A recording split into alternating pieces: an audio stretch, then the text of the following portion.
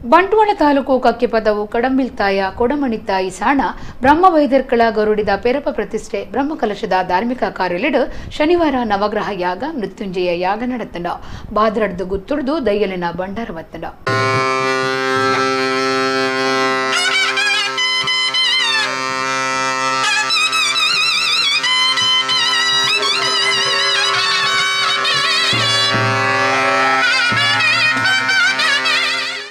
ಜೀರ್ಣೋದ್ಧಾರಾದ ಪೆರಪ ಪ್ರತಿಷ್ಠೆ ಬ್ರಹ್ಮಕಲಶ ಗೌಜುಡುಪ್ಪುನ ಬಂಟ್ವಾಳ ತಾಲೂಕು ಕಕ್ಕೆಪದವು ಕಡಮಿಲಿತ್ತಾಯ ಕೊಡಮಣಿತ್ತಾಯ ಸಾನ ಬೊಕ್ಕ ಬ್ರಹ್ಮವೈದ್ಯರ್ಕಳ ಗರುಡಿಡು ಐತಾರ ಪ್ರತಿಷ್ಠೆ ಬೊಕ್ಕ ಬ್ರಹ್ಮಕಲಶವು ಅಟ್ಟಣೆ ಆದಿತ್ತಂಡ.